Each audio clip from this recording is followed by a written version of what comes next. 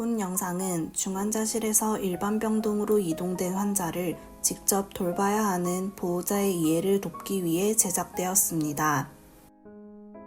중환자실에서 치료를 받을 환자는 일반 병동으로 나간 이후에도 기관절개관 간호, 산소요법, 각종 장치 관리 등 다양한 간호가 필요하며 적절한 간호 제공은 수술 후 합병증이나 상태가 나빠져 중환자실에 재입실하는 것을 예방할 수 있습니다.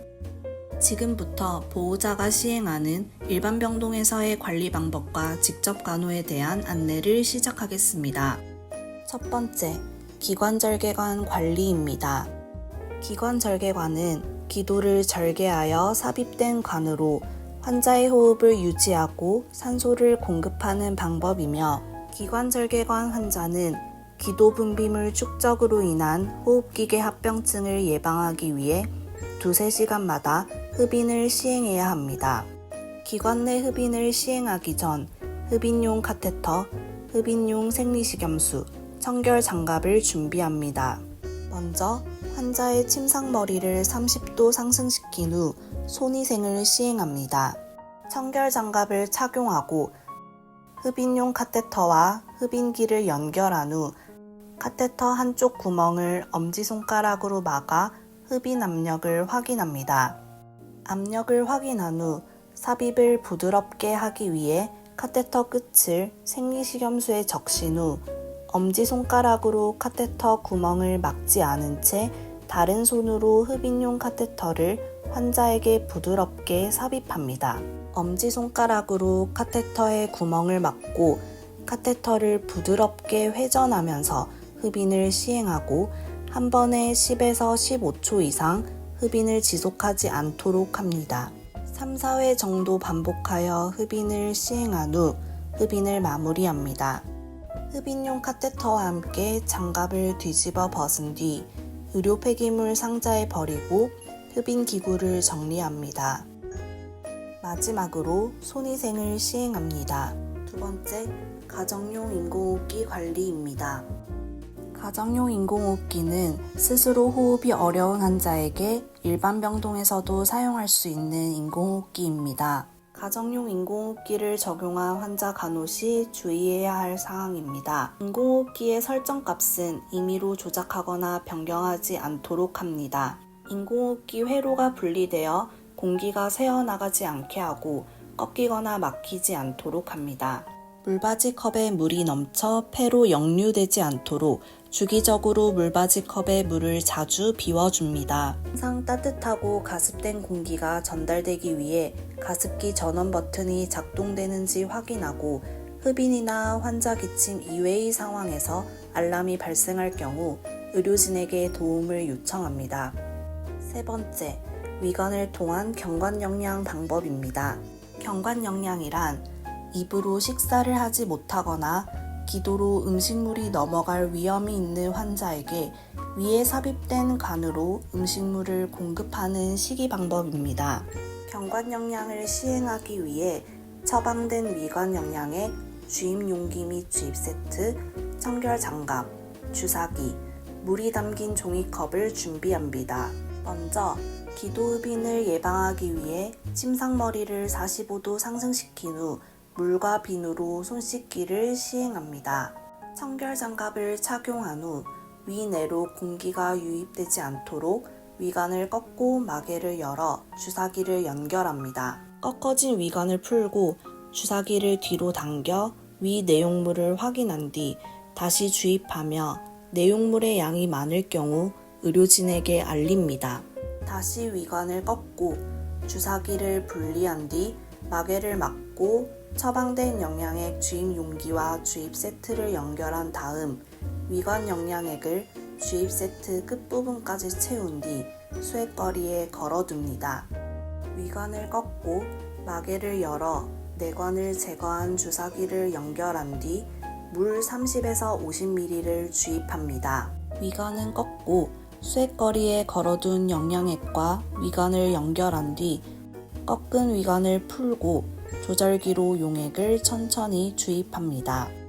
빠른 주입은 오심, 구토, 기도 내 흡인을 유발할 수 있으므로 주의하고 복부 통증이나 설사가 일어나는 경우에는 의료진에게 알립니다. 영양액을 모두 주입하였다면 위관을 꺾고 영양액을 제거한 뒤 위관에 잔여물이 남아있지 않도록 내관을 제거한 주사기를 연결하여 물 30에서 50ml를 주입합니다. 물을 모두 주입한 후 위관을 꺾고 주사기를 분리한 다음 위관 마개를 막습니다. 기도 흡인을 예방하고 소화를 돕기 위해 침상머리를 45도 이상 상승하여 30분 이상 유지되도록 합니다. 사용한 물품을 정리하고 물과 비누로 손 씻기를 실시합니다. 네 번째, 환자에게 적용된 배액관 및 기구관리입니다. 수술 부위 출혈이나 회복 상태 확인, 체액 배출을 통한 감염 예방을 위해 여러 가지 배액관을 삽입합니다. 가슴에 삽입하는 흉관의 경우 배액병이 항상 삽입 부위보다 아래에 위치하도록 하며 꼬이거나 신체에 의해 눌리지 않도록 하고 그 외 배액통은 환희에 잘 고정합니다. 모든 배액관은 담당이 처방에 따라 적정 기간 관찰 후 제거 예정이므로 잡아당겨지지 않도록 주의해야 하며 예기치 않게 제거된 경우 즉시 의료진에게 알리도록 합니다. 다섯 번째, 중심정맥관 관리입니다. 중심정맥관은 환자에게 수액이나 약물을 주입하기 위해 목이나 어깨 주위에 있는 큰 혈관에 삽입된 관입니다. 중심정맥관으로 인한 감염을 예방하기 위하여 중심정맥관 삽입 부위를 함부로 만지거나 삽입 부위 드레싱을 제거하지 않도록 합니다. 또한 중심정맥관 드레싱에 이물이 묻거나 드레싱이 젖지 않도록 하고 삽입 부위에 출혈이 관찰되거나 중심정맥관이 분리될 경우 임의로 연결하지 말고 즉시 의료진에게 알리도록 합니다. 여섯 번째 내용은 유치도뇨관 관리입니다. 유치도뇨관이 삽입되어 있는 경우 요로 감염을 예방하기 위하여 소변백은 항상 방광 아래에 위치하게 하고 바닥에 닿지 않도록 합니다. 또한 유치도뇨관이 신체 부위에 잘 고정되도록 하고 튜브가 꼬이거나 연결 부위가 분리되지 않도록 주의합니다. 마지막으로 욕창 관리입니다. 욕창이란 병상에 오래 누워있는 경우 신체의 일정 부위가 지속적인 압박으로 인해 혈액을 공급받지 못하여 발생하는 피부 손상입니다. 지속적인 압박을 피하기 위해서는 두세 시간마다 자세 변경을 해주어야 하는데 한쪽에서 다른 한쪽으로 돌려 눕히거나 베개나 담요로 환자를 지지하는 것 또한 도움이 됩니다. 또한 신체가 침상 발치로 미끄러지면서 발생할 수 있으므로 미끄러지지 않도록 다리를 올리는 자세를 취해주고 땀이나 배설물 등으로 피부가 약해질 수 있으므로 젖은 침대 시트와 기저귀는 바로 교체하고 침대 시트는 깨끗하고 구김 없이 유지합니다.